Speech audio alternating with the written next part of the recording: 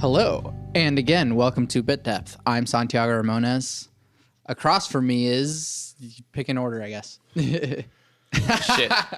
I'm Jack Martin. I'm Max Siegel. And you are the voices that are present right now from Off-Brand. Off-brand. That's it.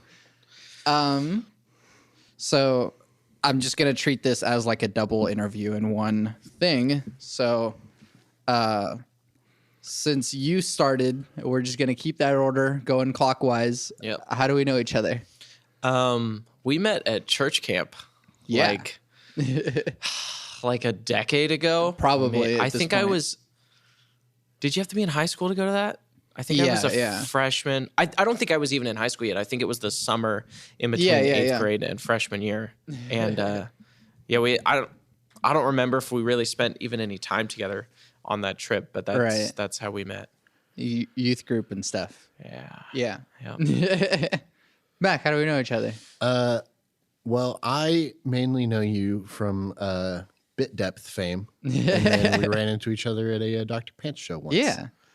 I mean, I think I had seen you around Probably. like maybe when you still went to ACM. I don't know. Yeah, I think you were a year or two ahead of me at Okay. ACM, so. But yeah. Actual first question, what do you do? I play rhythm guitar and I sing in Off-Brand. Sweet.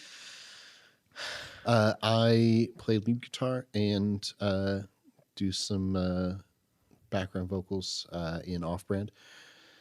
I like to tell people that my job is the weedly deedlies. And then I also teach and kind of run the School of Rock in Edmond, and then I do a lot of like recording and production stuff. I was going to say you're the head producer and engineer for all of Off-Brand's recorded material true. as well. That's Don't undersell yourself over there. So when it sounds bad, You know who to call. What makes you guys the worst band in Oklahoma City? Ooh, that's such a good question. Yeah. Actually, thank you for asking that. It's kind of got a little bit out of hand. We originally heard that was a Zoot Suit thing way back in the day. Zoot Suit. Yeah, R.I.P. They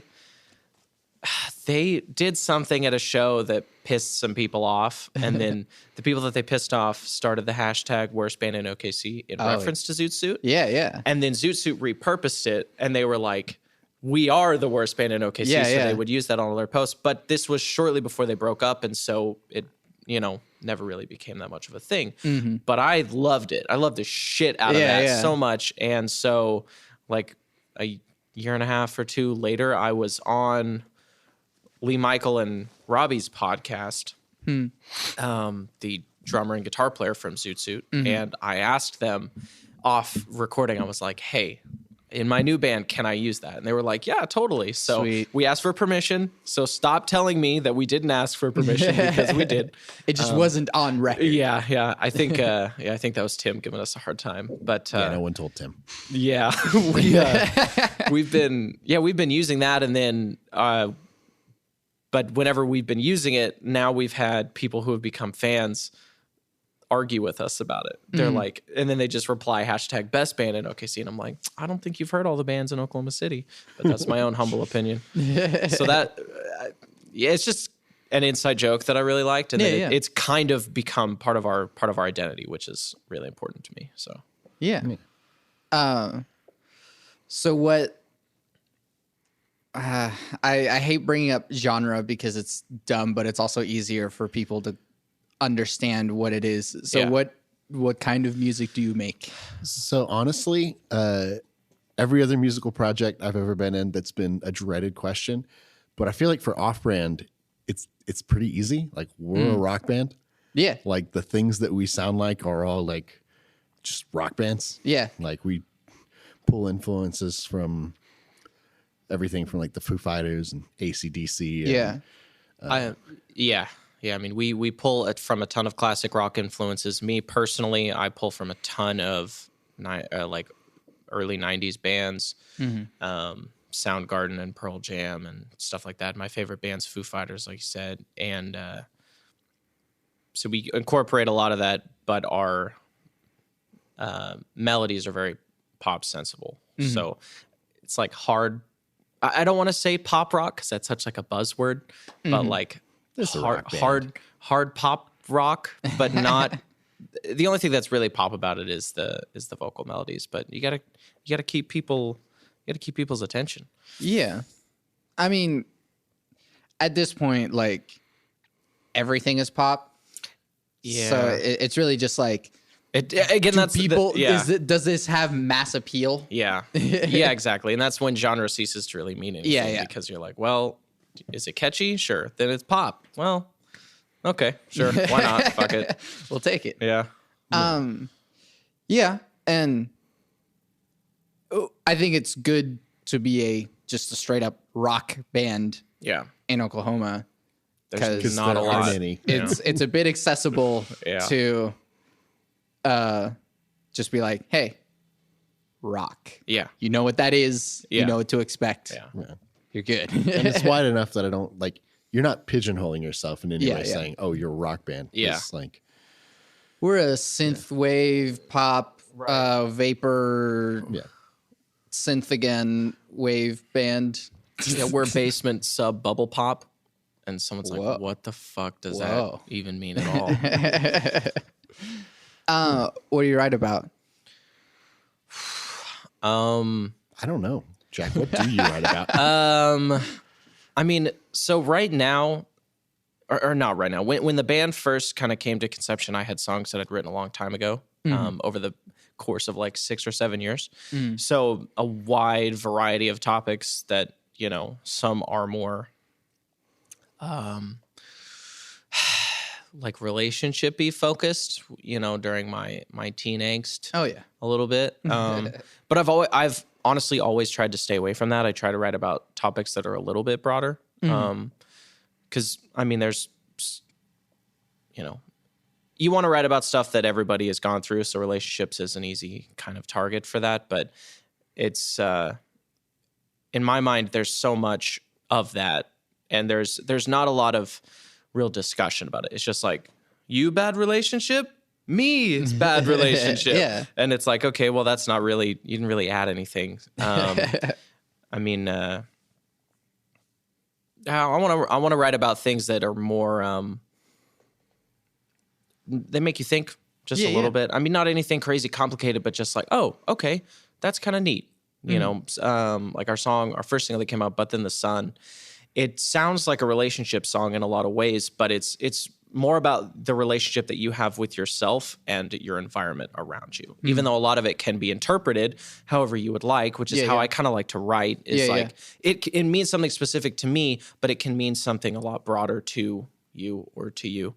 Yeah. And that song is much more about your relationship with your environment and your situation. And you know, the chorus is "But then the sun," and that like full stop. That's the end. But then the sun, and it's like, okay, whatever's going on in your life.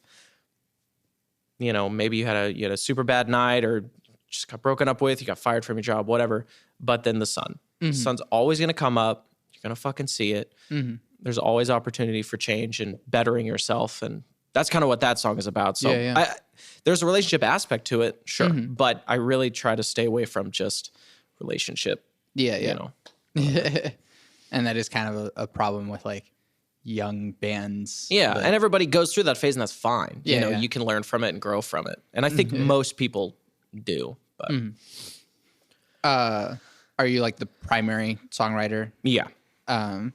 So how does that work in just like rehearsal sense, that you just come in with a fully fleshed song, or do you just kind of like throw ideas out there and then people sort of contribute what they can? I have a couple different methods. The primary one is I'll just write a guitar part and kind of vocal melody at my house, and then I'll bring it to band practice and I'll let the rhythm section take a whack at it, and then it usually turns super groovy. And then Mac fills all the space that we need with the wheedly deedlies, as you said. And then I'm like, here, we need a breakdown or a guitar solo. Or Mac's like, we need a chord change here because he knows how to write music and I don't. And then we just do this and whatever. That's the primary one. And then after that, after the like basically song is done, then I'll go home and write lyrics to it and actually finish, whatever the song is about. And I might have an idea for lyrics, but that's almost always the last step. The other method is I will come to practice, and while everybody's setting up, I will just start playing something on my guitar. Sure. And if somebody notices what I'm playing and says it's cool, then I might use that for a song. It's like a secret. I'm putting out feelers. Is this drawing anybody's attention? Is everybody ignoring me?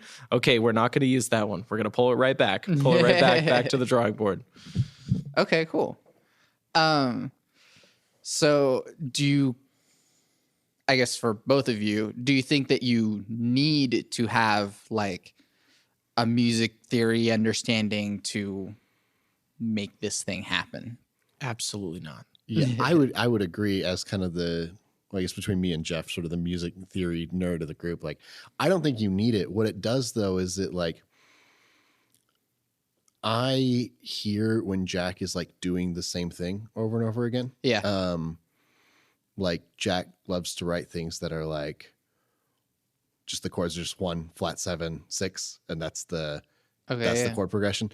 And I'll take your word for it. Yeah. See, and I'm like, okay, our last 3 songs were built around that chord progression. Let's do something different. And either I can take the melody that he's got and come up with a different chord progression that works with it, or whatever. It kind of, I think it's really nice to have a voice in your writing process that has that background, just because 100%. Like I get to be the shortcut for either Jack. Like I can kind of pick up on what Jack's trying to do, or when something needs something and Jack knows it needs something, but he doesn't know what it is, I can usually be the shortcut to getting there. Yeah. Because I kind of can be like, oh, well, let's pull this thing from, from jazz or from whatever, and whatever the other influence happens to be. And put it in here to accomplish whatever the goal is. Yeah. I definitely don't think it's necessary. I mean, I don't have anything, and I've been writing songs for years now. Yeah. I mean, Gabe is the drummer for Off Brand, and he's also my little brother. And so we basically learned how to play together. Yeah. And he was in drumline for a little bit, so he knows how to read music a little bit, but not any theory or anything like that. Right. So we learned how to play together just by ear, and that's how we write so much. And it's super cool to have Jeff and Mac in the band, who are very oriented the other way. Yeah. Which I guess you guys are the left brain in that scenario, or are you guys the right brain? No, right brain's the creative one. Left brain is the structured one. You guys, it's very cool because I have that kind of buffer zone where it's like I can write something and bring it to the table, and Mac's like, again, okay, well, this is kind of the same thing that you did over here, so let's change it a little bit, or what have you. But it's really nice to have that variety, because we can come at it from 2 different sides, and that's really kind of neat. Especially when my favorite thing is to bring something to the table that's a weird chord progression coupled with a melody line, and Mac's like, I don't know, like on paper, this doesn't make any sense. Right. But in the setting of this rock band, this works really well. Cool. And again, on paper, I don't know. No one would have done this because I don't know the rules. Yeah, which exactly. is my favorite thing. And that's good, yeah. What's the weirdest on paper thing? I've got an immediate Places is the one that... Yeah, so there's this song we're working on right now where the chord progression is essentially, the riff is just like a single chord that like 1 or 2 notes move through. But if you extrapolate that into like a chord progression, sure, it becomes this like all these weird like gospel changes that they sound fine, and you've heard these chords get used together before. It's not like this totally alien, like revolutionary musical idea. 1, but it's not sharp 5, not 6, sharp 5. Exactly. And it's like, but it's not something that is like anything he's ever written before, and it's not something that I'm used to playing over, because I'm not really a like jazz gospel guy. And I have been trying for the last like 2 or 3 months to just write a solo over this chord progression. And I don't really feel like I'm any closer than it was. I really need somebody who's just like a jazz guy to just like do it for me. But we're getting there. So that kind of thing. Yeah. Talk to Thane Medlem. Yeah. He'll give you something. Give me something. Yeah.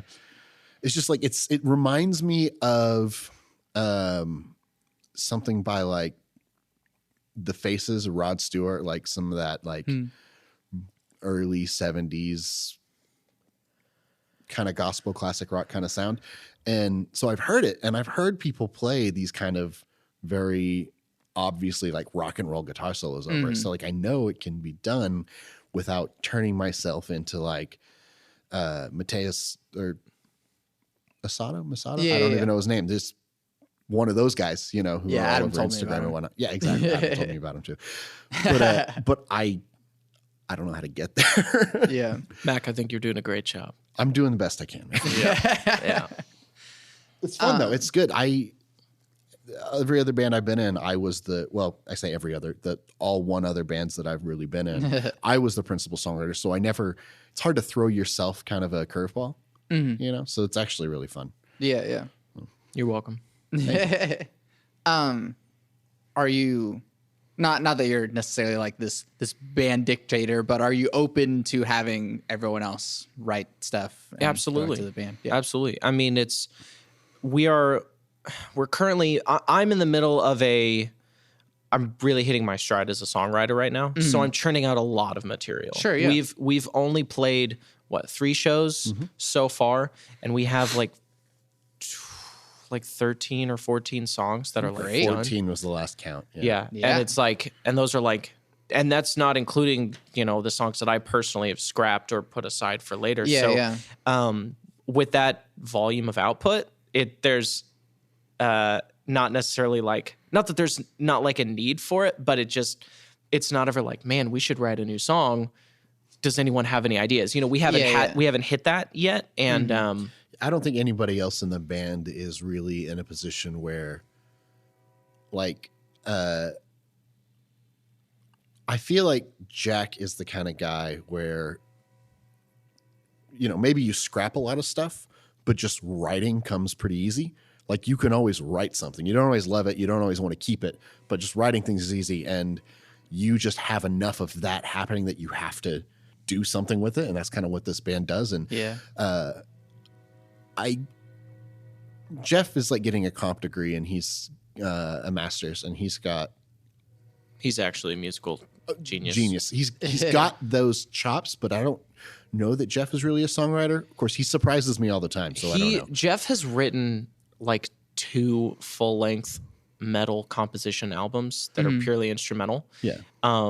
He's incredible, like stupid incredible. And you would not think that looking at him. Like he just looks like, playing bass is fun, you know, but he's like that's what every bassist looks like all the time. He's actually stupid talented. And, but he doesn't write songs. He doesn't really write songs, especially that Off-Brand could perform at all. Sure. Which is kind of where like the shared composition comes in. You know, it's like, I would not say like, But Then the Sun, the first song we came out with, I would not say I wrote But Then the Sun. Like I wrote the lyrics and I wrote the basic chord progression for it and some of the breakdown, but the lead guitar parts are all Mac. The whole rhythm for it came from Jeff and Gabe. And it's like, sometimes we have ideas for what the other person should play, but a lot of it is so much shared stuff. Off-Brand is very much a band. Like I am a lot of times like the throttle for that, like the spark that gets it going, but it is very much a shared effort. And definitely in the future, we're definitely going to see some songs from Mac, because I know that he's going to write something. He's done it before where he's write something and he's like, this is an Off-Brand song. And we're definitely going to use some of that stuff, because I still think you're a really good songwriter, 100%. Pluto, rest in peace, was his old band, by the way. They were they had some really cool songs. So the thing that I was kind of getting to is like, and I am definitely, I consider myself a songwriter, but I hate kind of one of the reasons why Pluto is not really a thing anymore is I hate being in a position where there is a creative endeavor that involves multiple people that is dependent on me writing things. Because I write when I have to. You're the opposite of me. Yes, like something is going on in my life. Something is rolling around in my brain or whatever that I have to get out. Yeah, yeah. And then I write a song. And usually when it happens like that, I think it's really good. I really like it. But I haven't really gotten good at sort of forcing that. Yeah, yeah. And being able to just at will kind of flip that switch. And honestly, that's the role that I like, that role for songwriting in my life. And I don't really feel a need to push beyond that right now. So yeah, I think Jack is definitely the principal songwriter, mainly because for all of our various talents, nobody else really wants to do that. So system works. Yeah. We gotta, it was very important to me that Off-Brand be a band.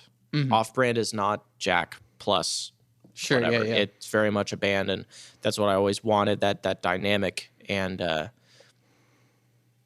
it's not it's never anything that I would want to do by myself. Yeah. So I'm very proud of the fact that we are very much a band, because there's a lot of acts that aren't like that, and I feel very fortunate to be in an act where I'm with super talented people that I can bring something that I'm proud of to the band, and they're like, that's really cool. This is how we make it better, and then we can eventually take it to a place where we can play it live. So. Yeah. Why Off-Brand? Why that name? I did not want us to be named something serious. Frankly, there's a lot of bands out there with really terrible names. There's a lot of bands out there with really good names.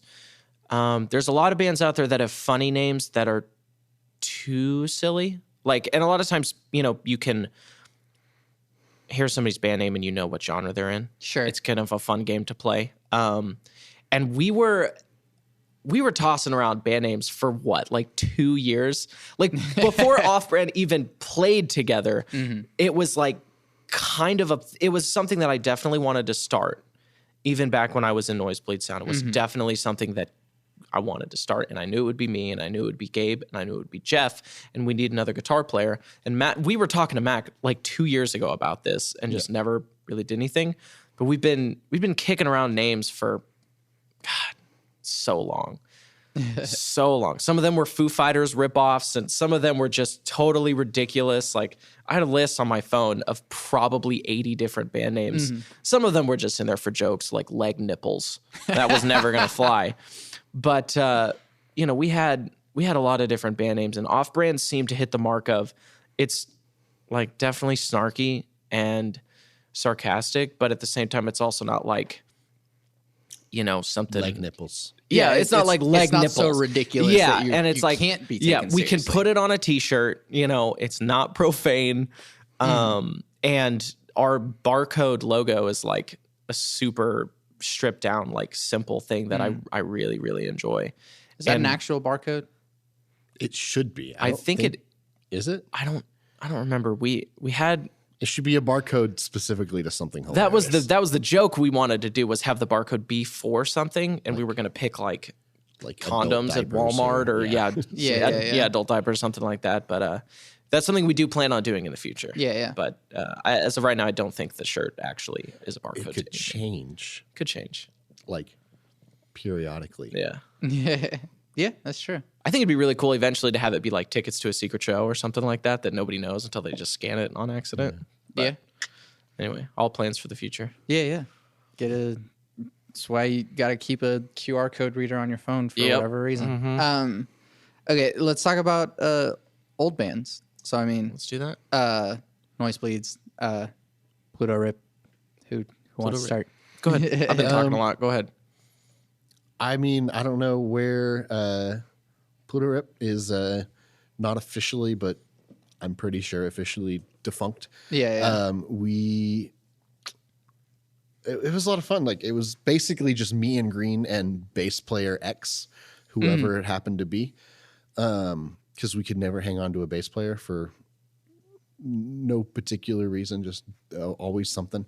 I kind of play bass if you need it. Well, and yeah, I mean, I don't know what that was a thing. There's still music out if you want to go hear it. I'm really proud of the music that we made and what we put out. I'm super bummed that a bunch of those songs hadn't got put out, and hopefully I kind of want to try to do something with some of those songs, but then that involves another person and to either get Green to let me do that, which not to say that he would or wouldn't. I haven't talked to him about it, but Dakota Green, who was also on an episode of Bit Depth, he was our drummer. Yeah, I mean, I don't know if you have any like questions. I don't know how much. Well, I mean, I guess just like, what about them and sort of like why? Not that you can't be in more than one band at once, but it's like, why is it that like Off-Brand is more of what you're focusing on, and sort of like why is it? That, okay, So the reason why Pluto isn't a thing is we had a bass player. He left to go back to school, and it was like bass player number 4. We were kind of just over it, taking a break, and then we found out that one of our previous bass players was an actual pedophile, and we were like, oh, okay, and that was just kind of a shock to the system.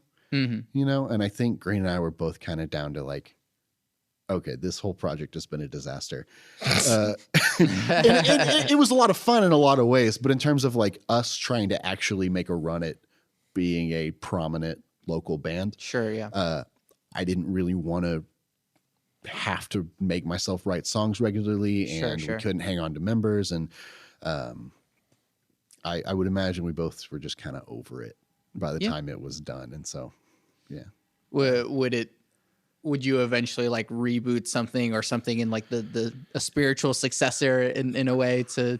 So I have just now started to kind of get the itch a little bit. There's a couple of songs kind of rattling around. I mean, how long has it been since you wrote a song for how long has it been since you wrote a song like that for Pluto? For Pluto, I mean, this is the other thing is right around the time we got done, there were a couple of new songs that were starting up, which hadn't happened in a while, which was cool. But I want to, I kind of want to do something again that's sort of a me project. But it would be like I write songs when I feel like it, and then those songs get recorded, and then me and whoever just play shows whenever we feel like it, like kind of a low pressure thing, just because the fun of it. But, and maybe that thing would include Dakota, maybe not. He is pretty busy with the Sweet Talkers right now, and they seem to be having a good time. And honestly, Dakota and I kind of always had different ideas of what we wanted the band to be, and the Sweet Talkers are pretty close to what Dakota always kind of wanted the band to be. So I don't know, maybe I thought about maybe just trying to start Pluto back up on my own if I could get Green to be down for it, or just do something different. I don't know. It's not find a bassist that is not a pedophile. Well, I probably wouldn't be too concerned with finding in anything. I would just write the songs, make sure that I've got decent demos and charts for things, and then just say, hey, who wants to play a gig? Yeah. But that's pretty much how I do my thing. I have my songs written, and then just like hire the band whenever you need to book a gig. Exactly. So yeah, that's pretty much my musical existence outside of Off-Brand. Nothing but maybe something eventually. And we also play with Pants. That's right. I play bass with Pants. That's the thing. I don't act like you forgot about it like that. No, I did. I do, because the great thing about Pants is I show up and I play bass, and then I go home and occasionally get paid, which is nice. Depending on whether or not you play at VZDs or not. Yeah, pretty much. Unnamed venue here. That's also a thing. Super fun. I think Pants is starting to write some stuff. I think maybe he wants me to help him record some stuff, which I'm excited about. So maybe some new Pants in the future for the first time in a hot minute. So I mean, he did put out that like electronic thing that was like, I don't know if you ever. I can't even remember the name of the project now, but it wasn't under Pants. It was under something else, and I think that was older stuff that he just kind of had floating around. Took samples and made a cool thing out of it. Yeah. I listened to it. It was neat. I think the last actual Pants record was in like 2012 or something like that. Like, Yeah. All right, Nosebleeds. What was it? What specifically would you like to know? I mean, Just like why I guess am I like an what off-brand was now? it? How did it like form, and then why did it Okay. end? Noisebleed Sound started back in 2014. It's my first semester at ACM, and I met Parker, and we hit it off. And he had just left his previous band called Reg, which was a pretty big Norman band at the time, and he needed a band. And I had also just we had lost our bass player. Gabe and I used to be in a different three-piece called 113th Street, and we had just lost our bass player. And so when I came to ACM, I was all about, okay, I'm going to kind of make a new band and, form the whole thing. And I was the front man of that band, 113th Street. And that's what I was kind of looking to do. But I was super green. I didn't know how to run a band really. Yeah. 113th Street played like 2 shows in total, and I was very much at ACM to learn, and I was around a lot of teachers that knew who had lived that life and all that kind of stuff. So I was open to any new experiences like that. And Parker had already come from a successful band and he was looking to start up his own. And I was like, okay, this makes total sense. Yeah. I am a guitar player and I have a drummer. I'm more of a rhythm guitar player than a lead player, and Parker's a lead player. So this works out. I'll just bring the two of us. Yeah. And then we'll join this other band, unnamed at the time. And we'll see how that works. And Parker and Michelle Demers had already kind of hooked up as far as music playing goes. And we had a couple different bass players for the first year or so. And then we found Jeff, who moved here from Chicago. And then we just started hitting it hard. We played, that first summer we played like 6 times at the Deli in like 3 months or something like that. Maybe even more than that. It was crazy. We played the Monday night band practice slot, which was very humbling, I guess, shall we say. We were not good for a long time, which is, a lot of bands are like that, especially how young we were. I mean, Gabe was 16 or 17 when that band started. So he was a hot minute away from even walking into a bar. And he left his high school graduation party to play a show with Nosebleed Sound. And so we played a ton of shows over that. We were a band for 4.5 years. We played shitload of local shows. We played all sorts of the surrounding states. The highlight was we got to play Kane's Ballroom, which was fucking incredible. But the beginning of 2018, the beginning of 2018, Michelle's family had all moved to Hawaii. And she told us kind of in confidence, she's like, hey, I'm thinking about moving to Hawaii to be with my family. And we were all like, go. Like, it's your whole... Not everyone gets to fucking live in Hawaii. Yeah, first of all, that. And also, like, it was literally her whole family. Like, she had almost nobody here in Oklahoma. And we were like, dude, like, we've had a good run. We're going to play Canes in like 6 months. That's a good enough, go out with a bang for me. So we all encouraged her to go. And then it just kind of played itself out. Because the singer was leaving, and a couple years before that, we had talked about the possibility of, if Michelle left, would I be interested in being the front man for Nosebleed Sound? And I didn't really want to do that. It wasn't like a you. Yeah, it wasn't a me thing. And, it would have to be an entirely new band because I can't even sing those songs. And so at that point, it kind of defeats the purpose of doing it at all. So, and plus at this point, I had built up like 20 songs that I'd written over the course of this time that I was like, I have to play these. I love being a front man. I love being on stage. I love being the loudest and most obnoxious person in the room. Like, this is something I have to do. So Nosebleed Sound just kind of played itself out. And then for that last year, once I found out Michelle was moving, that's when Off-Brand started practicing. And so for that next year, I was in both of those bands. And then obviously beginning of this year, Off-Brand actually started playing shows. And I'm not in any other side projects. I don't have any desire to. I think it's really important for you to have other musical outlets because it allows you to draw experience and a little more introspection from those. But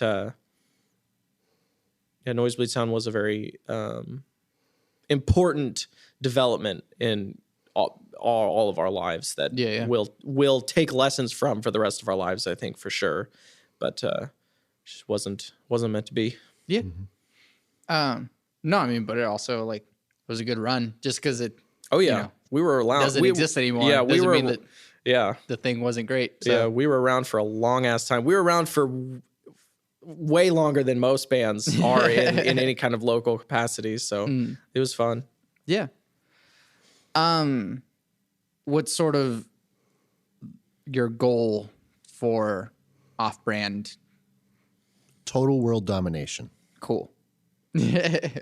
On what kind of scale? I guess like career scale. Like, do you want it to become the career? I do. I do for me 100%. I mean, it's doing this, performing and writing and just being in front of a crowd and, seeing, even if it's just for a few minutes, people's outlook improve, if they're having a good time at a show or they listen to a song and they're like, hey, I kind of like that lyric or, anything like that. It's genuinely what I believe I was born to do. And it's so hard to like talk about this without sounding super douchey. Right. But like genuinely, I want to be in a fucking rock band for my career. And it's what damn near every living moment of my life since I was 11 years old, like building towards. Yeah. And, Gabe, who I spend so much time with, I work with him and we're in a band together and we play video games on the weekends and all this stuff. I spend so much time with him and he's like, God damn, dude, all you fucking talk about is the band. And it's only getting worse now that we're starting to get attention because now you're excited about it. Yeah. He's like, you've spent so much energy in your life working towards being in a rock band and got almost nothing back. Now you're in a band that's getting a lot back. I can't even fucking deal with how much you're going to lose your shit over this. And that's, I mean, like I said, it's hard to say it without being douchey, but I do want to be in a giant fucking rock band. Yeah. And I want to tour the world and just have a great fucking time. Yeah. Yeah. I was kind of speaking for Jack more than for me or probably the rest of us, but I wasn't joking at all when I said world domination. He said what I said, but in a better, classier way, I guess. Yeah. And the different members of the band have their different personalities, which I really like. Max said it. We were signing autographs after our last show, and Max like, Jack is totally okay with sharing the spotlight as long as he's also in it. And I was like, that makes total sense to me. And we've all got our own different personalities. Some of us like being in the limelight more than others, and it really works out. At least it has so far. Not a super crazy test of time or anything, but I think our dynamic really works. Yeah. What's wrong with our brains that we want to get up on stage and scream our faces off to people watching? I mean, whatever's wrong with Jack's brain is not wrong with mine. I'm gonna go. What are you saying that's wrong with my brain, Mac? I don't know, but I don't have that same compulsion. That's all I'm saying. Man, I don't know. I mean, I know it's a thing that not most people have. That's a hard question to answer. For me, it's the moment of it's a pure, clean high. There's no strings attached. It's adrenaline and excitement and optimism and everything to me that is something that I look forward to in my day is culminated in that experience on stage. And I'm assuming it's something that you're born with. I don't think it's something that you can like maybe grow into. Maybe I you don't just know. like experience it once whenever you're younger, and then you Right. just get addicted to Yeah, it. Like, we're just fucking heroin Man, addicts. I don't know. It is fucking heroin though. I mean, it's and you know, people like it to certain different degrees, but whatever the upteenth degree to that is, that's what I have. Yeah. And I mean, it manifests itself in a ton of ways. You know, you could be the class clown, or you could be the, you know, whatever it is. It doesn't have to be being on a stage in a rock band, but specifically, I mean, I love that feeling, and because I also like loud rock music, it's just the perfect marriage of that that high for me personally. Yeah. So. And because I have it too. Yeah. So it's Yeah. not like Yeah, I know I'm not. Thank you. Yeah. I was worried I was the only one. Oh my goodness. So yeah, like it's, I don't know, but we also like beat ourselves up for it, and it's like, I have to come out here and tell you the truth of my soul. Yeah. I guess getting to more, questions that I should have asked earlier. How did you guys get started doing music? Go ahead. So I started playing guitar because I was bored and had nothing better to do. And then there was the church that I went to had a little youth band, and their guitar player quit. And somebody somehow found out that I played guitar. I'd been playing like 6 months, and came up and said, "Hey, you play guitar, right?" And I was like, "Not really, but I can try." And then I had to get relatively good relatively quickly. And It's the best way to do it, actually. yeah, like just got thrown onto stage with a bunch of people who were relative to me really good. And I just was always playing around with notes and ideas. And I was writing in some capacity from like the moment I could get 3 notes out of the guitar, and trying to figure out, why do these things sound good? Why don't these things sound good? And all that. And then, yada, yada, yada. ACM Pluto off-brand. That's my... I mean, yeah, basically. Jack, where you got? My dad has been playing drums for like 40 years at this point. Okay, He's in a classic rock cover band. They're starting to do a bunch of original stuff too. But so I grew up listening to not only things like Rush and AC/DC and, you know, all that good stuff, but I also listened to my dad's band's EP when he in like that they recorded in like 1980, and so the music was always there, and it was always in me to some capacity. And weirdly, I didn't want to play drums. I always wanted to play guitar, and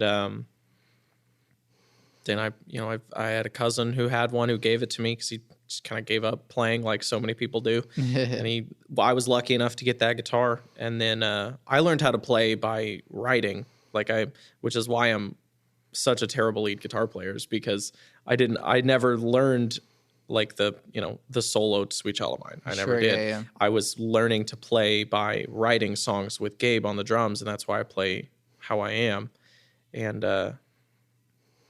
yeah, kind of same story. Me and Gabe, 113th Street, ACM, no speed sound, off-brand. That's it.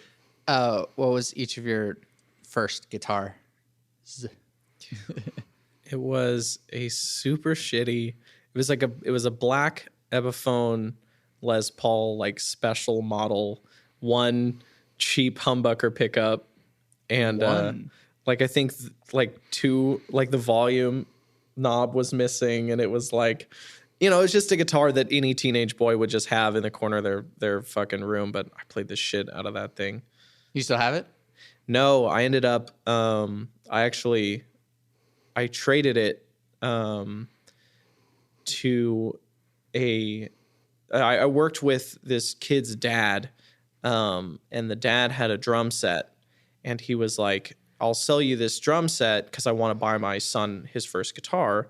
And I was like, "I have a better idea. How about I give your son my first guitar, and that can be his first guitar?" And I was like, "Oh, that's kind of cool that I can, maybe just pass on that." So no, I don't have it anymore. My first guitar was a acoustic guitar. The brand was Kona.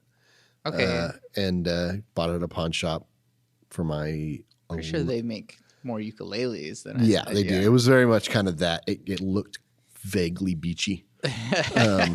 Sounded vaguely beachy, very bright, and That's another good band name. Vaguely beachy. Vaguely beachy. Yeah. yeah, and That band needs to have a female lead singer so it can be misconstrued as vaguely bitchy. Now you're thinking like we did for 2.5 years. There you go. Yeah, that was my first guitar. I immediately started trying to figure out how to mangle the sound of it. I found out that I could take my first little MP3 player that had like voice memos on it. You could put it inside the body, like hit record, put it inside the body, get this gnarly distortion. Yeah. My friend had a little cheap ass karaoke machine that found out if you turn it up all the way, at least in our minds, it sounds like a Marshall stack. So natural distortion, perfect. So digital clipping is what that is. Yeah, exactly. Just like immediately, as soon as I had kind of sound at my disposal, it's like, how do I get more sounds out of these sounds? And then my first electric was a shitty little Strat copy from China or something. And Yeah. That's it. Now with more like philosophical type questions, is there such a thing as bad music? Yes, there absolutely is. And I understand that everything is purely subjective. I'd like to introduce you to a band called Off Brand. You are the worst band in OKC. The worst. Mac, we said we were not going to talk about that. No, I think there is such a thing as bad music, and a lot of that has to do with the intent behind the music. But since things are purely subjective, I think it's very important that I personally believe that you can learn something from every single piece of music that you hear, whether it's fucking, the biggest pop song in the world, whether it's, just, the worst fucking band you've ever heard in your life down the street at a bar. Doesn't matter. You can learn something, even if it's what not to do from music. So there is such a thing as bad music, but that doesn't mean that it doesn't definitely have its place. Yeah. I honestly don't think so. I just don't think that I don't think the qualifier of good and bad in the way that we think about it usually applies to art. I think that there's a lot of different like valid, intelligent ways to talk about art. And I think good and bad is just, it's too black and white. It's not a very good one. I think, cause like there are a bunch of different ideas people might have of what bad music might be. Like for some people, it's just music that's performed poorly, but, my first little musical outings in like middle school where it was just me and my buddies making noise for our other buddies. We were having fun. They liked it. We liked it. That was good music, Yeah.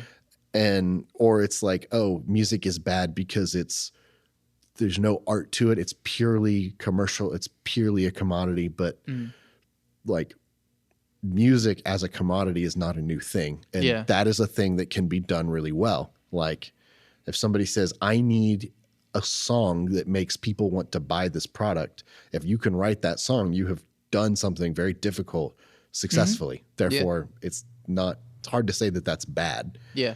So you can tell this is Mac's favorite part of the podcast. Yeah, I was excited. I don't know. Like I guess I would be open to somebody trying to give me another interpretation, but I feel like there's a lot more interesting ways to talk about, to judge music. And I do think it can be judged. I think music can be better or worse depending on the criteria, but what is selling out, and is that even a thing anymore, and is it a bad thing? If anyone wants to have Off-Brand sell out, we're down. Yeah. Yeah, I mean, I think it's selling out as Nick Lay at ACM said it in one of my first classes I ever took, where he said, He's like, anyone who has ever called anyone a sellout has never been offered that kind of money to quote unquote sell out. Yeah. And I think that's very true. And I think that it's an idealism that comes from being young and, you know, maybe being frustrated with where you're at or whatever the case may be.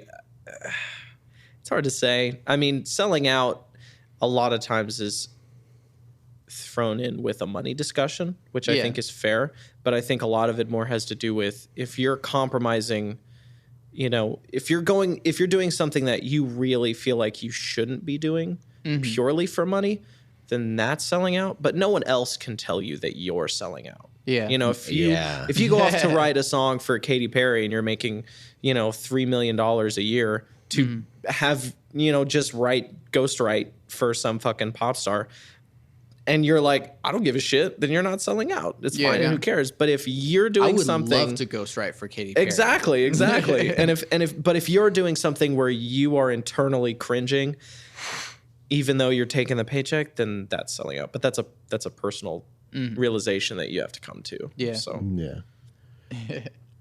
I think most examples of the classic examples of bands selling out are either a case of, like, I would love to be in a situation where there was a song that I wrote that is being brought to fruition by another producer. Yeah. And I think it would probably turn out to be something radically different than what I would normally do. Yeah. But I would like that experience. And if it happened to turn into something that, you know, had a lot more monetary value to it, I think that would be great. And I think if, like, you know, American Idiot by Green Day is a classic example where everyone was like, they sold out. I was like, I think that they reached a point where they could do something that was a lot more ambitious than what they ever wanted to do or what they ever could do before.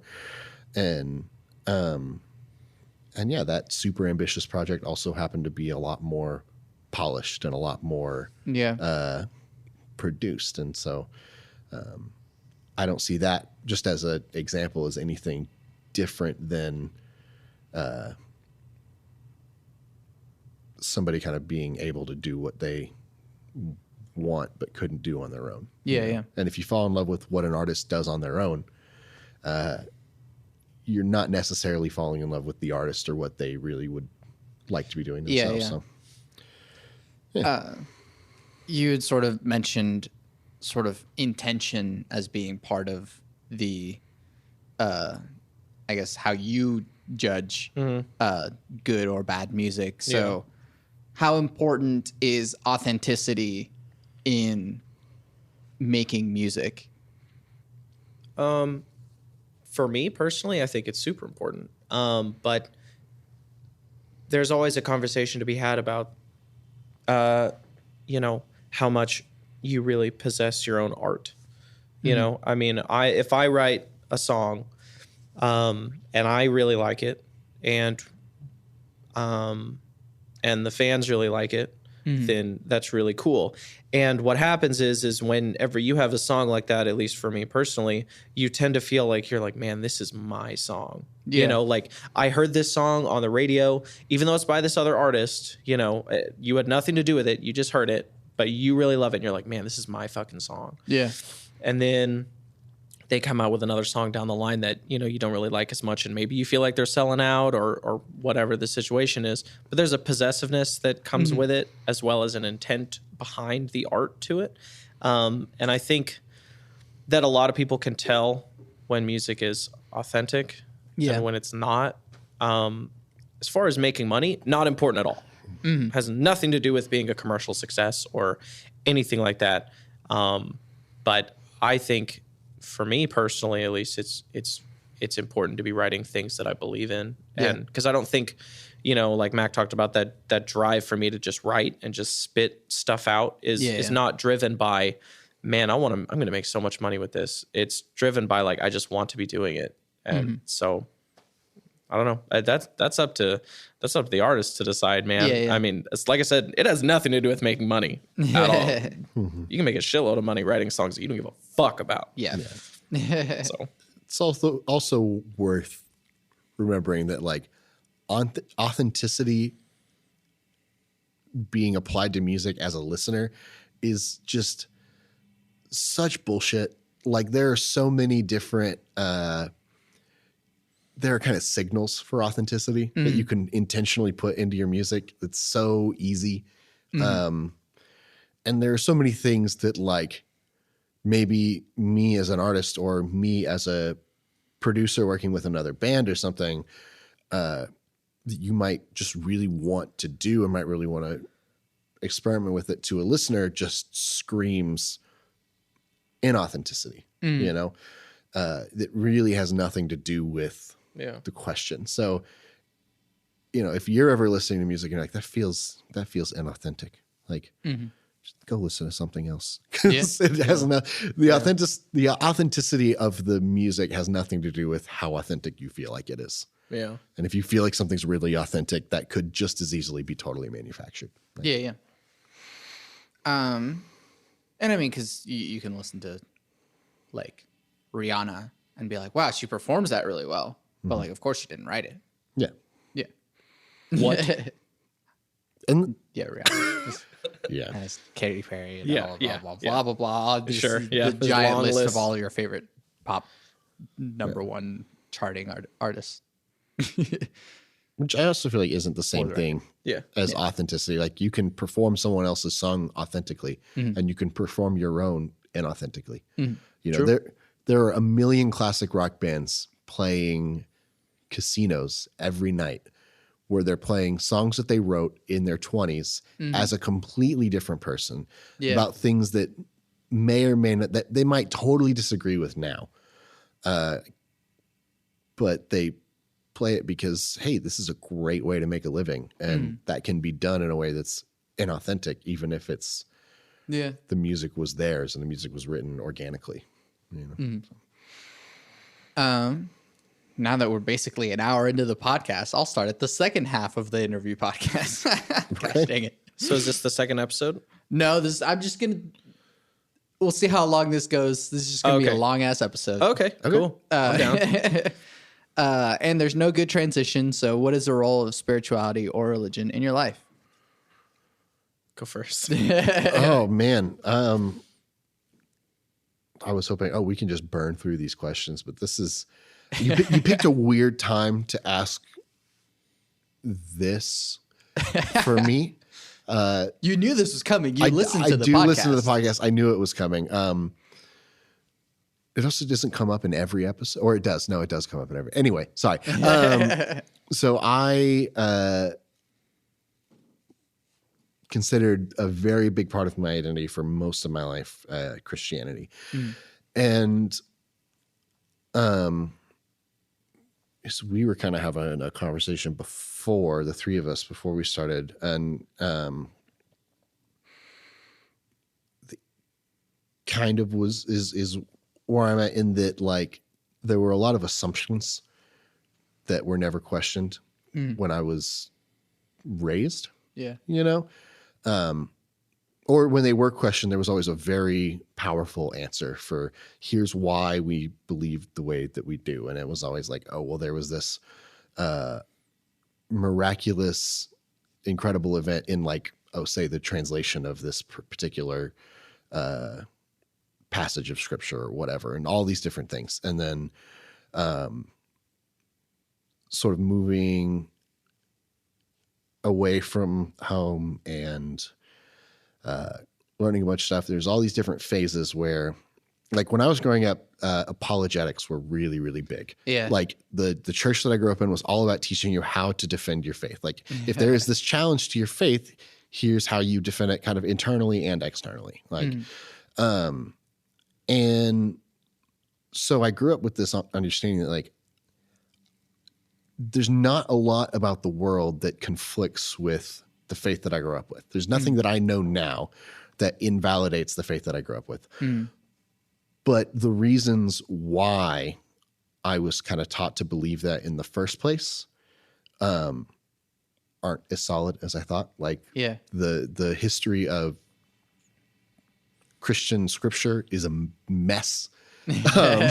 Like there's not a clear cut line to like from, you know, Abraham to now in terms of how all of these books got brought together and translated and written and yada, yada, yada, which again doesn't invalidate like the faith that I grew up with, but it also doesn't leave much of a foundation for why to believe that in the first place. So that's kind of where I am right now. Like I still, for the most part, I draw my morality from the faith that I grew up with some exceptions, that even those exceptions are not necessarily opposed to sort of evangelical Christianity. It's just, there's just so many different interpretations of everything and so many different opinions about everything. And they're all equally valid. They all are brought forth by people who earnestly and honestly believe it. That right now I just have a really hard time putting a finger on any one particular thing, on whether it's like the divinity of, or the inspiration of scripture and yada, yada, yada, and all that. So, I guess right now, if I had to put a finger on anything, I would say I am, I guess agnostic, like, but I don't think, I couldn't say I don't believe in God. I couldn't even say I don't believe in like the Christian God. Yeah. I just have very little to go on in terms of like how confidently I can or can't believe in that. And then what the thing is I'd be believing in the first place. So, yeah, that's kind of where I'm at right now. It's a little bit of a mess. Yeah. But I appreciate your willingness to be sort of unknowing. Yeah. I mean, that's kind of, I decided a long time ago that it was very important for me personally to be okay with not knowing, whether it's spirituality or whether it's politics or whether it's whatever. Like, I feel like my job as a person is to know as much as I can, gather as much sort of data as I can about the world that I live in. And then when something comes up where I have to make a decision, that's the time to kind of try to assemble all of that data and all of those opinions and all of everything I know about the world into the best choice I can make. Yeah. And until then, if it's not relevant to me, I'm kind of okay with going, I don't know. I know a lot, like whatever the subject is, I try to know a lot about it, you know, but if it's not, I'm not going to get into a fight about something that affects other people more than it affects me, you know, or get in a fight about something that I can't honestly say is true and matters. Yeah. Like if it's something I believe to be true, but it doesn't matter, I'm not going to fight about it. And if it's something that maybe matters a lot, but I don't really know, then I'm not going to get in a fight about it. I'm just going to be like, I don't know. This is the things that I do know. And I, at this point, can't draw any real conclusions from them. So, yeah. Thank you. That's it. Boy. Follow that, bitch. Well, I'm trying to keep my answer very succinct. You take your time. He I mean, like explain like the philosophy of like modern Christianity and yeah. Well, I grew up strictly Catholic. Hey, me too. Yeah, it's meeting at church camp. Yeah, grew up strictly Catholic, and I was very proud to be Catholic, and I really adhered to teachings and everything like that devoutly until I was about 18. And then I really don't think it had anything to do with me going to college necessarily, but it definitely had a lot to do with the fact that I was no longer in private school. So I was in private Catholic schools all my life until I graduated from high school. And I'm very grateful for that education. I don't want to misconstrue that because I know that I have benefited immensely from that experience. However, being in that sort of environment is very it's very strange because, you know, you're around a lot of kids that are slowly growing into young adults that are, you know, a lot of them are very rebellious and very like, you know, well, obviously, you know, I'm not Catholic or blah, blah, blah. And I was never that. Like I had, you know, my own rebellions, but it was like weirdly never about faith. And so for a long time, I was in it, like in every aspect. You know, I went to church and went to private school, so I was constantly surrounded by it. Yeah. And once I started to get out of it, and I started to meet a lot of people that were from totally different walks of life. You know, not that I'd never met anyone who wasn't Catholic before, but it's just a matter of scale. You know, once you're around a lot more people that are not Catholic, you take in a lot more ideas, and I became much more open to external influences. And I realized how important it was to remain open to that kind of thing, because at least in Catholicism, faith is very much about, you know, you need to be secure in your faith. And because if you're not, like someone's going to manipulate you or hurt you in some way. And information is not the enemy. And that's the problem that I had with Catholicism for a long time. And I didn't know it was happening to me. You know, I was super young. Like it was, I don't just want to play the victim card, you know, but it was very hard to see the outside forces because I didn't know I was supposed to be looking for them. Now, as an adult, I very much so feel that information is absolutely not the enemy. And you should have conversations with people that have totally different viewpoints from you and learn from them. And it's just like listening to music. You can take something from every single song you listen to. You can take something from every single fucking religion out there. I took a world religion class, and it was fucking incredible. Blew my mind. Like so much of Buddhism and Islam and Judaism and, you know, all the different sects of Christianity and all this stuff that I just had no fucking idea about.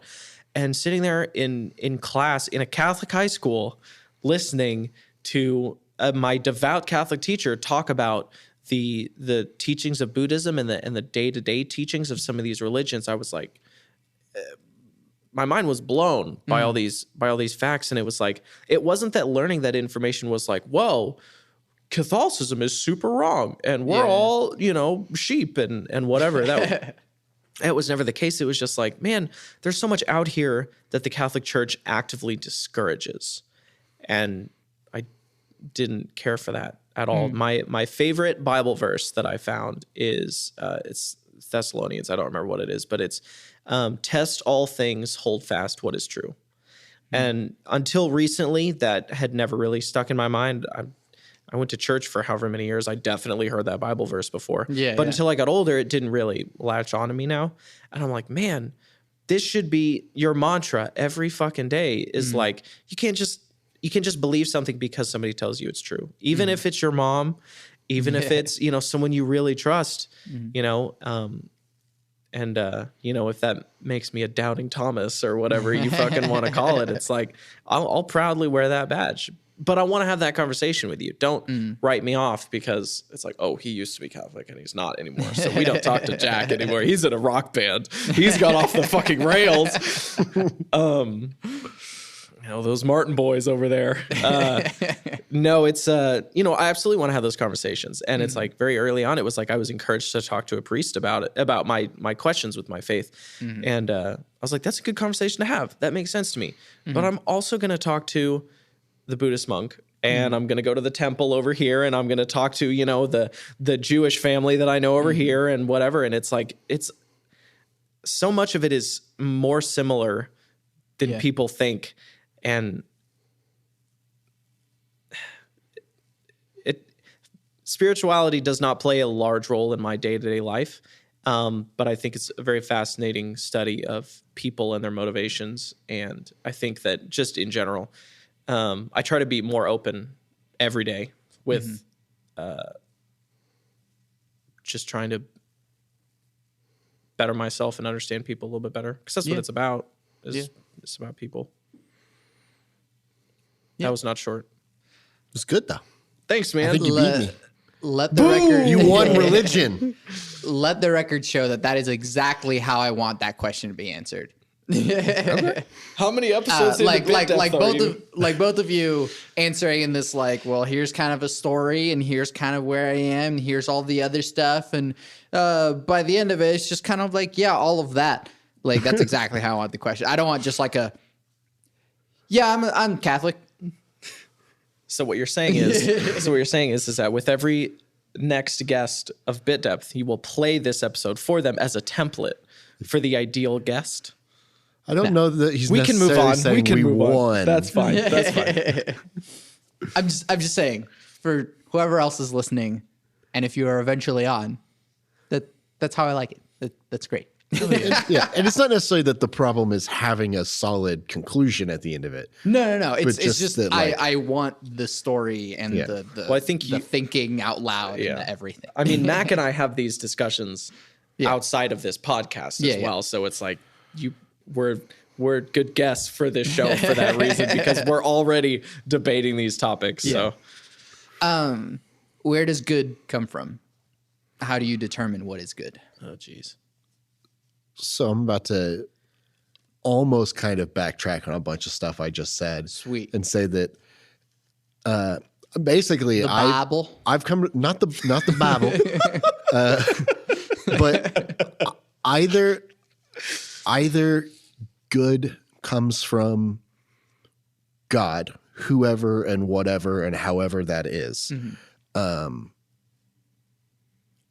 Or it's just kind of a lie that we came up with so that we don't so that we can continue to function as a species. Like it's one of those two things, in my opinion. I don't think that's the duality of Mac right there. He's like, I'm happy. I'm sad. I'm happy. Oh, God is dead. Oh, no.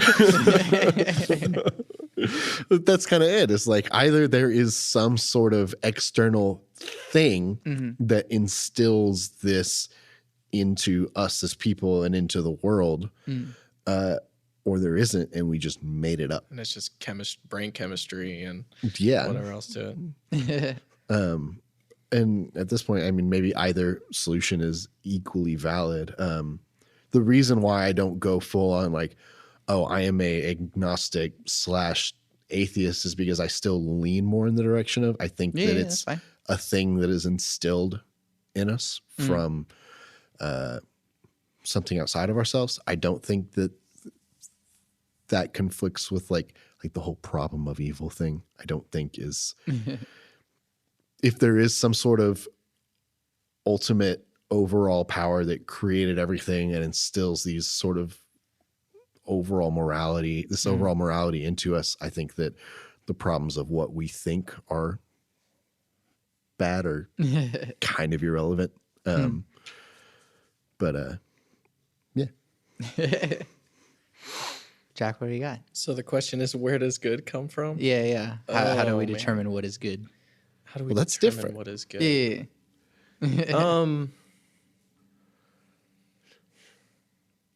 Where does good come from? How do we determine what is good? That's a thinker right there. I'm gonna try to answer your question with a question as best that I can. That's what I was thinking. as best as I can, and I hope it's relevant enough. I mean, basically, what I got is, how do we determine what is good? Is people are very concerned about what other people are doing, and I think for the most part that there's a quote that I really like where we judge other people by their worst actions and judge ourselves by our best intentions. And I think that that's very, very true. And that good comes from, we determine what is good by, like I said, our own intentions versus other people's actions. And it's dual nature. It doesn't make any sense. There's a confrontation there that when faced with the reality of the situation, a lot of times just can't align. So I think good comes from people just like, you do you. Try not to fuck with other people. And that's that's all you can ask for, I guess. I hope that answers your question. That's a really hard question. People didn't ask me that in my religion class in high school. So, which is kind of they didn't want you to think surprising. too hard yeah, about they it. didn't. They were just like, now open your Bibles. We didn't read the Bible. We were Catholic. Just open your religion book. Yeah. Bit depth, turning musicians into philosophers since like 3 years ago. That's a long podcast, man. Yeah. Congratulations. Thanks. It's all downhill from here. We'll see. Oh yeah, there's a okay. What is your definition of God? Whoever wants to take that first. Definition. I feel like I established I don't have one. Cool. The thing out there that may or may not exist. I got a good picture of it the other day. Did we? The black hole, yeah. I mean, that is a really interesting. So I'm not going to get into it, but in my journey from devout evangelical Christian to where I am now, there were a lot of really interesting ideas and places, and I could be very tempted to take your black hole comment and just blow it up. But we'll do that on the next one. do it on okay. What was the question? What is your definition of God? I think that life is way bigger than anyone on earth has any even remote concept of. And I think that in Catholicism, the concept of false idols is thrown around a lot. You use, you worship sex or money or drugs. That's usually what they told you worship. But you can worship good things too. You can worship music. You can worship art. You can worship people. You can idolize people in a certain way, whatever. I think God is whatever helps you move through your life towards a positive net result and helping as many people along the way as you can. So whatever does that for you, that's what God is. And there's nothing necessarily wrong with that, just and if that your God is a God, if being Catholic is what is making your life the best life that you can live, then great.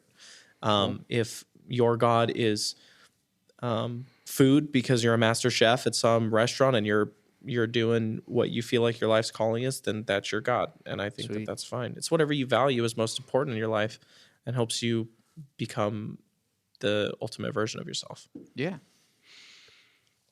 I love this. This is a lot of fun.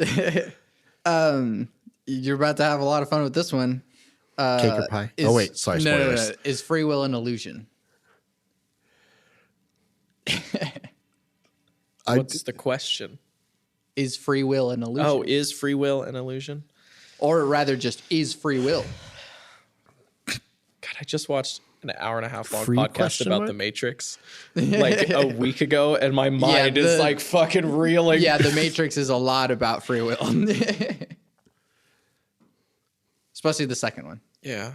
Is free will an illusion? Shit. That's a valid answer. There are certain things that your own nature compels you to do. There are certain things that your human body compels you to do, like eating and sleeping and shitting. There are certain things that your own nature compels you to do, like you want to make people laugh, or you want to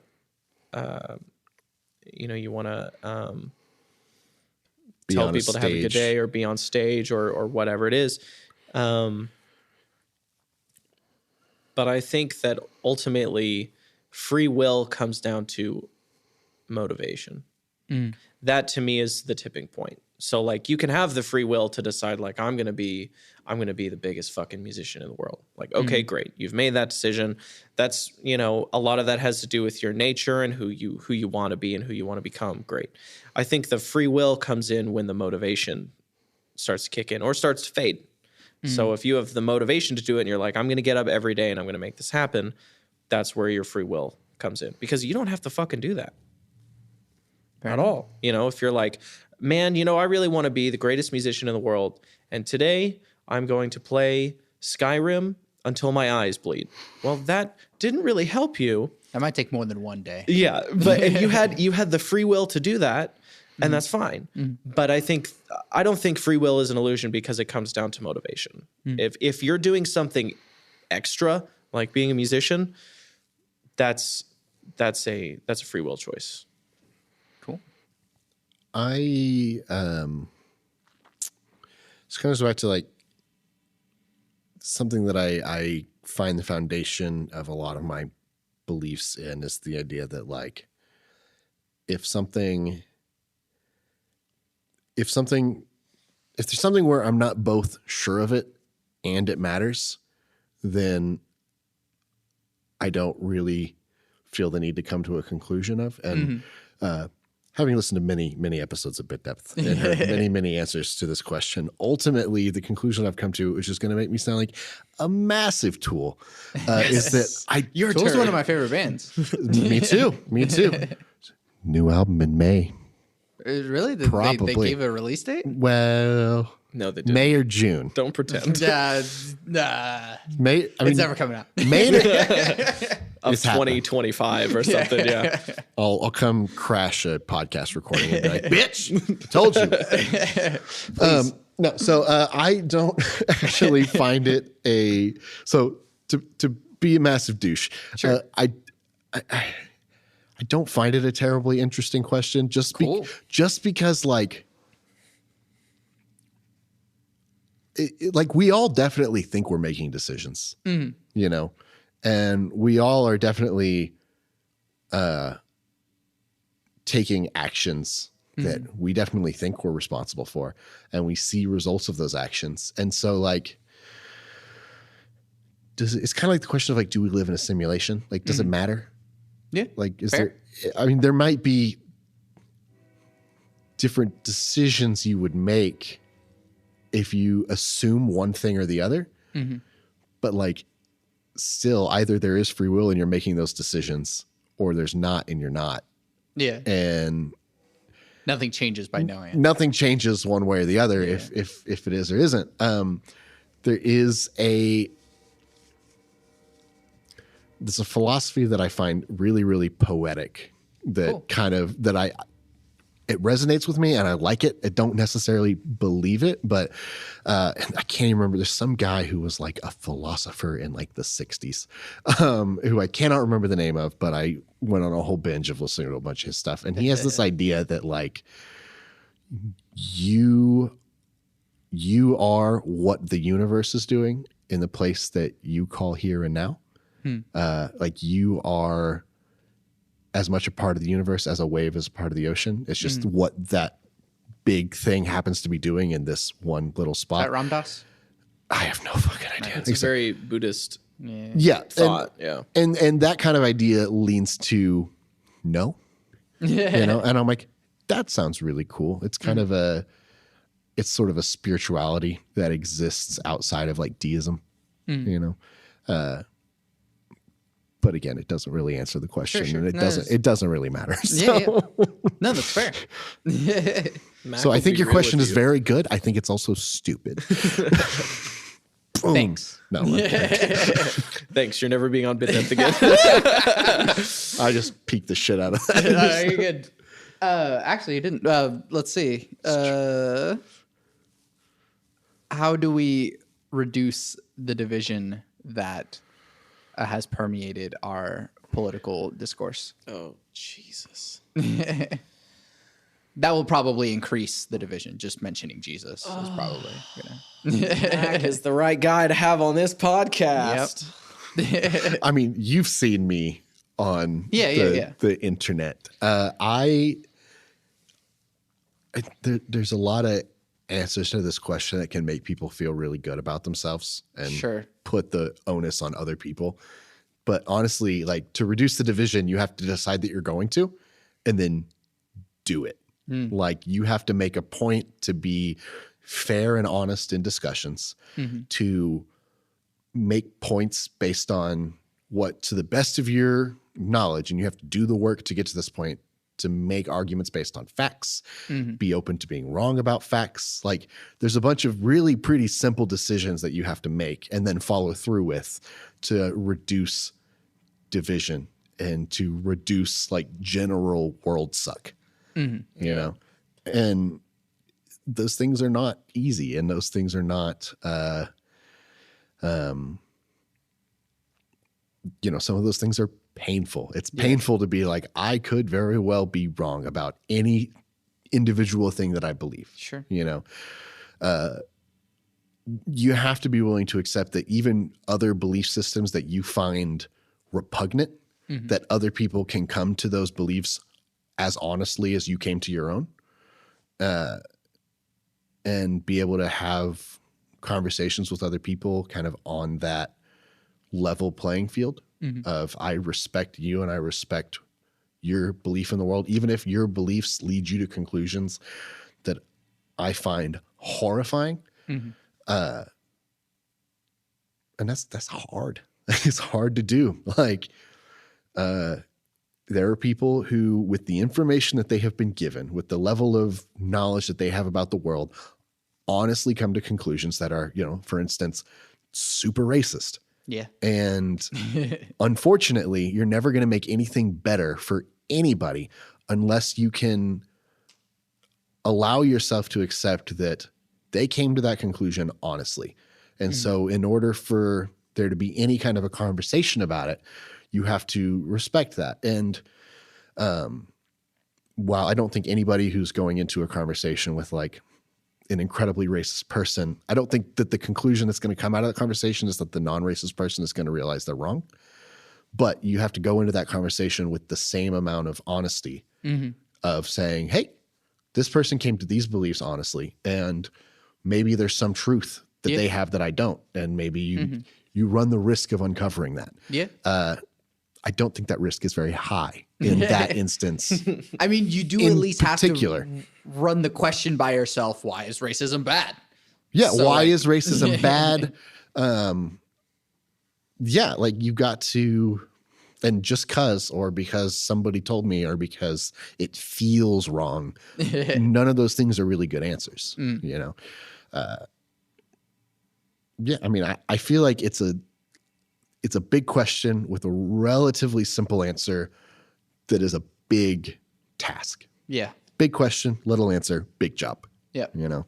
Yeah. I mean, I would say that, to your point, where you have to, to accept something or not accept something based on whether or not it feels good or bad. I think that those initial instincts are very important.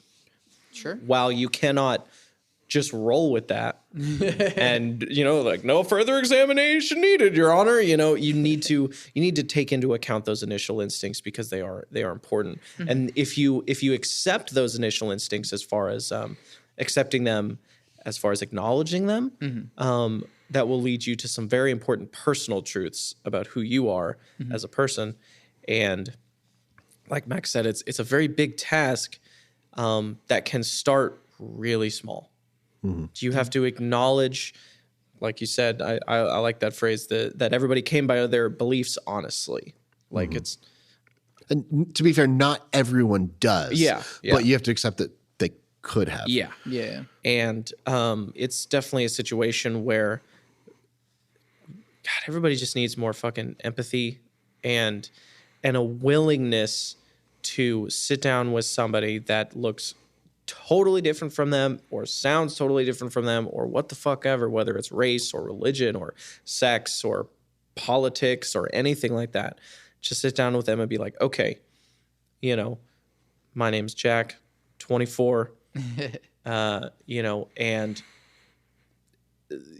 use the joke #respect my journey a lot, but like you should. And, you have to respect where people came from, where they're trying to go to. And if you acknowledge the fact that you need to be open to having a little more empathy for people, and there's never a cap on that. There's never a point where you're like, I am 100% empathetic. That's not a thing. It doesn't happen. You're always continuing to grow, and you need to be open to the fact that you need to grow. It's a personal journey that everybody has to go on. And a lot of people either don't have the time or don't realize that they need to do it or whatever the situation is. But so much of it just comes from being closed-minded. And that's to everybody. It doesn't matter if you're the most progressive, liberal left or the super conservative right, where you both feel like you've lived these entire lives that, you know, sit on total different sides of a spectrum.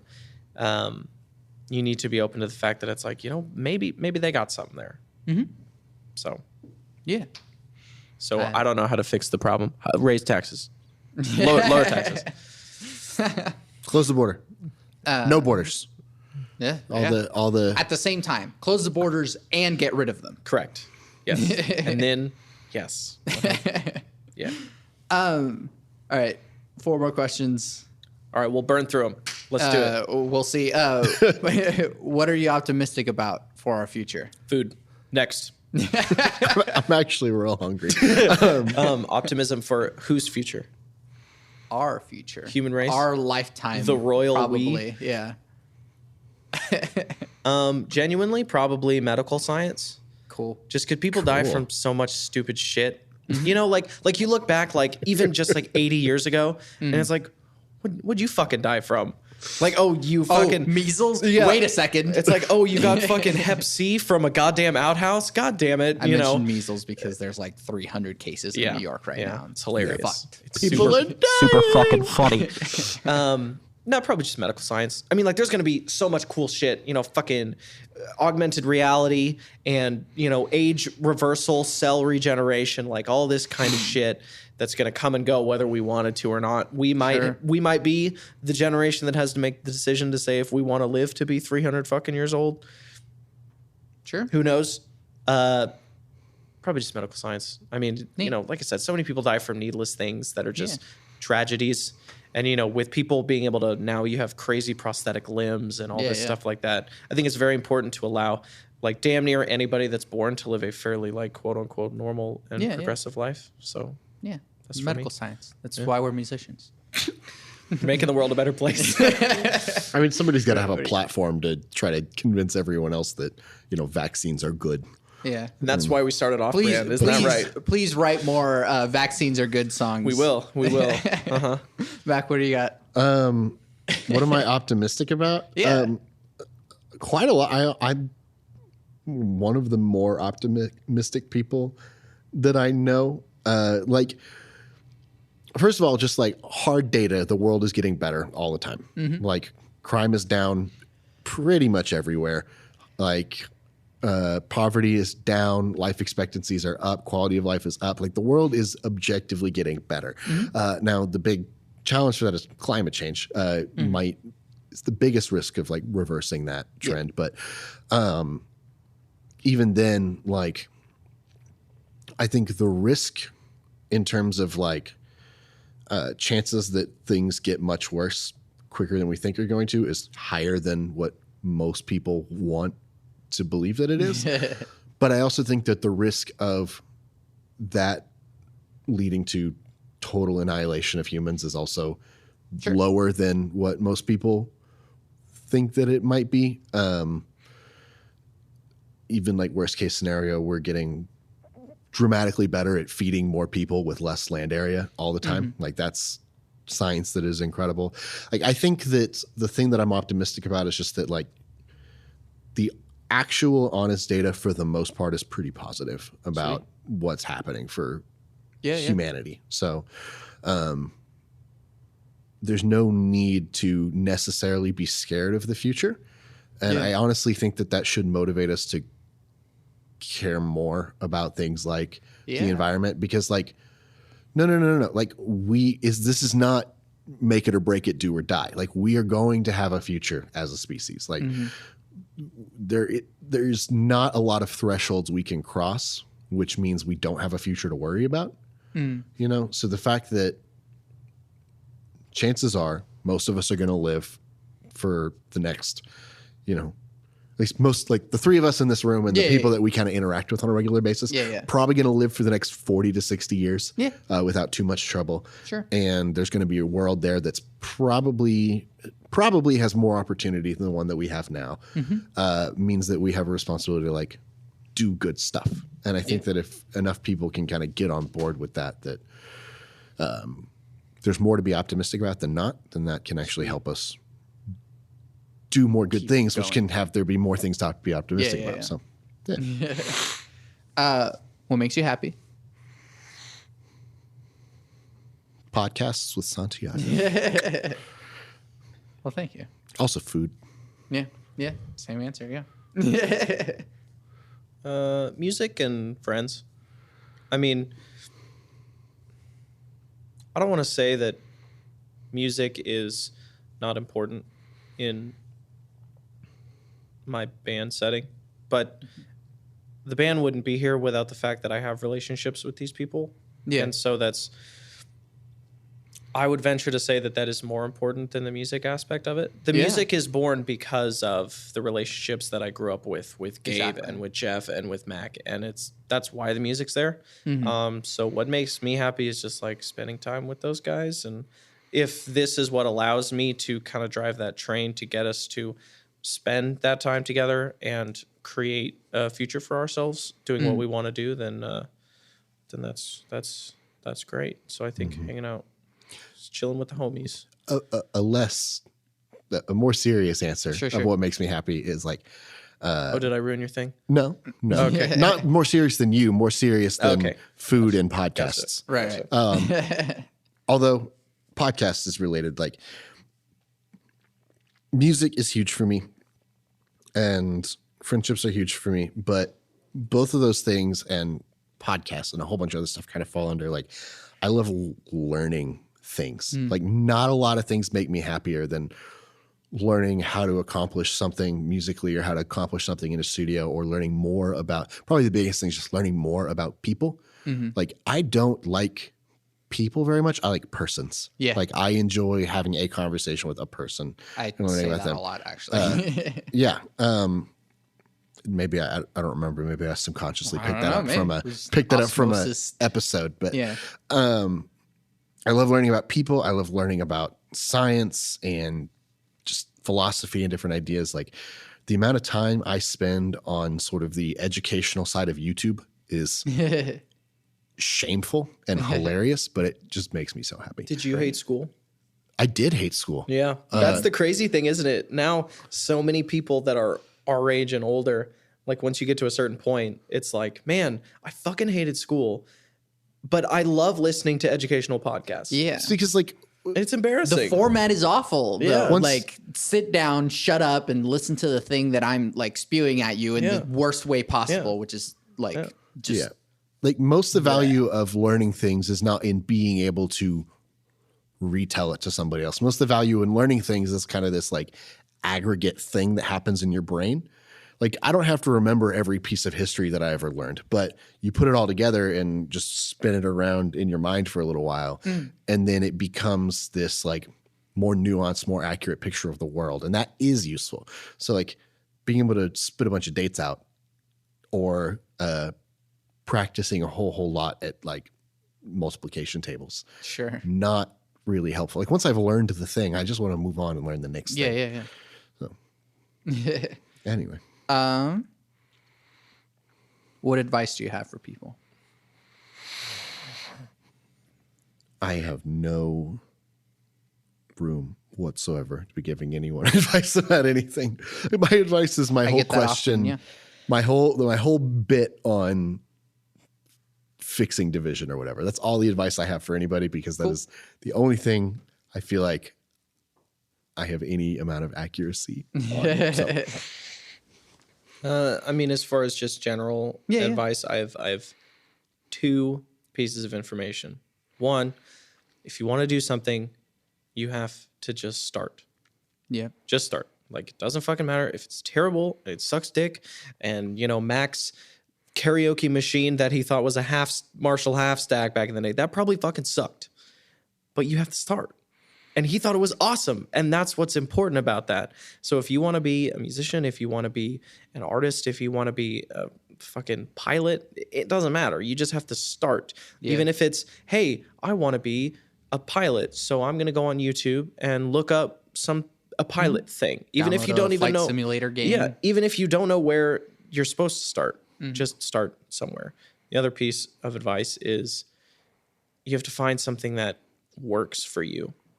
So if you want to be a bodybuilder, you can't just run to the gym and grab the biggest weight you can find and just kill yourself trying to lift it. You yourself. have to motivate yourself in a way that works for you. And it doesn't matter what kind of profession it is, if it's cooking or drawing or teaching or whatever the situation is, you have to find what works for you. Because if you're dreading, your guitar lessons, but you want to play guitar, then you need to find another way to learn how to play guitar other than guitar lessons. Yeah. So there's not just one way to learn something, and that's not taught. Yeah. So that's very important to kind of I had to learn that the hard way at least. So that's all I got.